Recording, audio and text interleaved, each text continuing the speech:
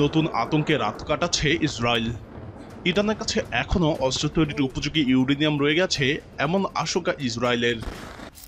ইরানে গত মাসে আমেরিকা বোমা হামলার পরও ইরানের কাছে কিছু সমৃদ্ধ ইউরেনিয়াম রয়ে গেছে বলে ধারণা করছে ইসরায়েল। আর এসব ইউরেনিয়াম পরমাণু অস্ত্র তৈরিতে ব্যবহৃত হওয়ার আশঙ্কা করছে দেশটি।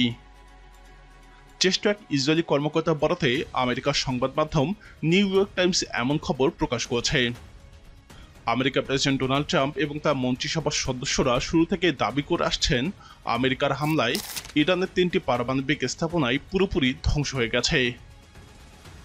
30,000 পাউন্ড ওজনের বিশেষ বাংকার বিধ্বংসী বোমার মাধ্যমে এই হামলা চালানো হয়েছে। গত সপ্তাহে আমেরিকান প্রতিরক্ষা দপ্তরের মুখপাত্র শন পার্নেল সাংবাদিকদের বলেন, আমরা ইরানের পারমাণবিক কর্মসূচিকে অন্তত 1 থেকে 2 বছর পিছনে ঠেলে দিয়েছি। অন্তত প্রতিরক্ষা দপ্তরের গোয়েন্দা বিভাগের পর্যালোচনায় এমনটাই মনে করা হচ্ছে। যদিও শন পার্নেল তার এই দাবি প্রমাণে কোনো তথ্য উপস্থাপন করেননি। পার্নেল বলেন, গোয়েন্দা বিশ্লেষকদের হিসেব অনুযায়ী আসল সমস্যাটা সম্ভবত বছরের কাছাকাছি।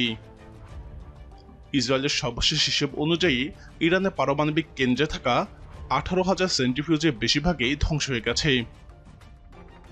তবে 60% মাত্রায় সমৃদ্ধ সব ইউরেনিয়াম নষ্ট হয়নি।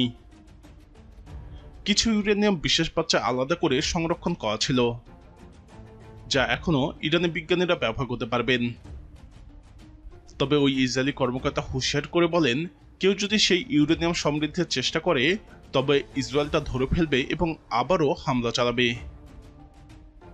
নিউ ইয়র্ক টাইমস নাম প্রকাশ না করার সাথে ওই কর্মকর্তা আরও বলেন, ইসরায়েলের বিশ্বাস 10 মাস আগে হিজবুল্লাহ নেতা হাসান নাসরুল্লাহ নিহত হওয়ার পর ইরান যে জোরে সোরে পরমাণু বোমা বানানোর চেষ্টা চালাচ্ছে তার যথেষ্ট প্রমাণ ইসরায়েলের হাতে রয়েছে। নাসরুল্লাহ ছিল ইরানের গুরুত্বপূর্ণ মিত্র। ওই কর্মকর্তা বলেন, এই সংক্রান্ত প্রমাণ আমেরিকার সঙ্গেও ভাগাভাগি করা হয়েছে। এর পরপরই ইসরায়েল ইরানের উপর একের পর এক হামলা চালানোর নিজস্ব পরিকল্পনাকে এগিয়ে নেয়। তবে আন্তর্জাতিক শক্তি সংস্থা IAEA এর মহাসচিব রাফায়েল গ্রোসি বলেন, হামলার আগেই ইরান তাদের অনেক ইউরেনিয়ামের মজুদ সরিয়ে ফেলেছিল। তবে ইসরায়েলি ওই কর্মকর্তা নিউ ইয়র্ক টাইমসকে বলেন, এটা সম্ভব নয়, কারণ এমনটা করা খুবই কঠিন। 12 দিনের ওই সংঘাতের পর অনেক কিছুই ওলটপালট হয়ে গেছে। গত 13 জুন থেকে ইরানের উপর হামলা শুরু করে ইসরায়েল। ইরানের সামরিক ঘাঁটি এবং পারমাণবিক স্থাপনাগুলোকে লক্ষ্য করে একের পর এক হামলা চালায় তারা। পাশাপাশি দেশটি গুরুত্বপূর্ণ নিরাপত্তা, গোয়েন্দা এবং সামরিক কমান্ডার ও বিজ্ঞানীদেরকেও হত্যা করে ইসরায়েল। জবাবে ইসরায়েলের হাইফা, তেল আবিব সহ বিভিন্ন বড় শহরের দিকে ইরান টানা ক্ষেপণাস্ত্র ছুড়েছে। এগুলো কিছু কিছু স্পর্শকাতর এলাকায় আঘাত হানে। তবে ইসরায়েলি সেনাবাহিনীর নীতি অনুযায়ী হামলা আসল জায়গাগুলোর তথ্য প্রকাশ করাটা স্থানীয় এবং আন্তর্জাতিক গণমাধ্যমগুলোর জন্য নিষিদ্ধ। এক সপ্তাহের মাথায় আমেরিকার প্রেসিডেন্ট ডোনাল্ড ট্রাম্পের নির্দেশে ইরানের 3টি পারমাণবিক স্থাপনায় হামলা চালায় আমেরিকা। কোনো আমেরিকান প্রেসিডেন্টের এমন পদক্ষেপ নেওয়ার ঘটনা এটাই প্রথম। হামলার 48 ঘন্টার মধ্যে ইরান কাতারে অবস্থিত আমেরিকার আল উদেইদ সামরিক ঘাঁটির দিকে একের পর এক ক্ষেপণাস্ত্র হামলা ছড়ে। এই পাল্টা হামলাকে ট্রাম্প খুবই দুর্বল জবাব বলে উল্লেখ করেন। বলেন, তিনি আবার ইসরায়েল এবং ইরানের মধ্যে শান্তি আলোচনার চেষ্টা শুরু করবেন। নিজের ট্রুথ সোশ্যাল অ্যাকাউন্টে দেওয়া এক পোস্টে ট্রাম্প বলেন, হামলার আগে ইরান আমাদের সতর্ক করে দিয়েছিল, এর জন্য ধন্যবাদ। তিনি আরও বলেন, এই হামলায় কোনো আমেরিকান নাগরিক নিহত বা আহত হয়নি। ট্রাম্পের মন্তব্য থেকে বোঝা যায় ইরান এই হামলায় খুব হিসেব নিকেশ করে করেছে, যেন আমেরিকা এবং ইরান দুই দেশেই পরিস্থিতি শান্ত করার সুযোগ পায়। তিনি লিখেছেন, সব থেকে বড় কথা হলো ওরা নিজেদের ভিতরে সব ক্ষোভ ঝেড়ে ফেলেছে। আশা করি আর কোনো ঘৃণা থাকবে না। ট্রাম্প আরও লিখেন, হয়তো এখন আঞ্চলিকভাবে শান্তি এবং সৌহার্দ্যের পথে এগোতে পারবে ইরান, আর আমি ইসরায়েলকেও সেটা করতে উৎসাহ দেব। চলতি সপ্তাহে ট্রাম্প সাংবাদিকদের নিশ্চিত করেন, আমেরিকা এবং ইরানের মধ্যে পরমাণু বিষয়ে আলোচনা আবার শুরু হচ্ছে এবং এরই মধ্যে নতুন আলোচনার সময়সূচিও নির্ধারিত হচ্ছে। এর আগে ইরানে ইসরায়েলের প্রথম দফা হামলার পর আমেরিকা এবং ইরানের 5 দফায় আলোচনা ব্যবহৃত হয়েছে। ইরানের মতো একটি শক্তিশালী রাষ্ট্রকে ছোট করে দেখা বড্ড ভুল ছিল বলে উল্লেখ করেছেন ফ্রান্সের প্রতিরক্ষামন্ত্রী সেবাস্টিয়ান লেকর্নু।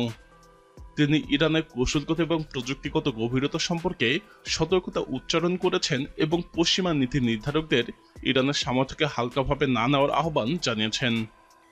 সম্প্রতি ফরাসি ম্যাগাজিন লা ক্লাবকে দেওয়া এক সাক্ষাৎকারে তিনি এই আহ্বান জানান। লেকর্নু বলেন, আমরা পশ্চিমারা আসলে ইরানের কৌশলগত, প্রযুক্তিগত, বৈজ্ঞানিক এবং প্রাকৃতিক সম্পদের গভীরতাকে অবমূল্যায়ন করি।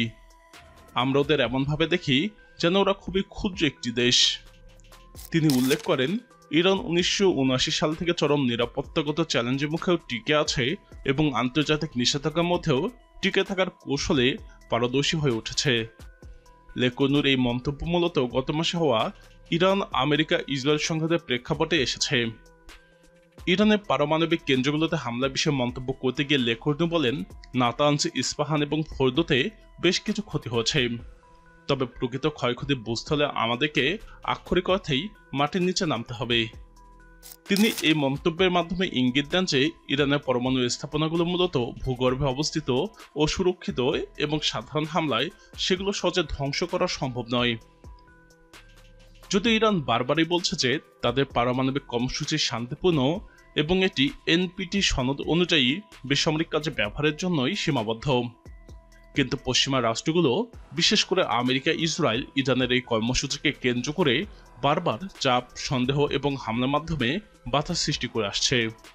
এই ইস্যুতে লেকর্নুর এই মন্তব্য মূলত পশ্চিমা বিশ্বে ইরানকে ঘিরে নতুন একটি বোধোদয়ের ইঙ্গিত দিতে পারে, যেখানে ইরানকে আর সহজ প্রতিপক্ষ হিসেবে দেখা যাবে না, বরং একটি কৌশলগত এবং প্রযুক্তিগত আত্মনির্ভর রাষ্ট্র হিসেবে বিবেচনা করার প্রয়োজনীয়তা দিন দিন বৃদ্ধি পাচ্ছে, যা মধ্যপ্রাচ্যের ক্ষমতার ভারসাম্যে বড় পরিবর্তনের ইঙ্গিত দেয়। প্রিয় দর্শক, ইরানের ইউরেনিয়ামের বর্তমান অবস্থা কেমন আছে বলে আপনি মনে করেন? আপনার মতামত কমেন্টে জানান। ইরানের পরমাণু কর্মসূচি নিয়ে আরও জানতে আমাদের চ্যানেলটি ভিডিও ট্যাব থেকে ঘুরে আসুন। এই ভিডিওটি ভালো লাগলে লাইক বাটনে ক্লিক করুন। ভিডিওটি আপনার বন্ধুদের সাথে শেয়ার করে তাদেরকেও ভিডিওটি দেখার সুযোগ করে দিন।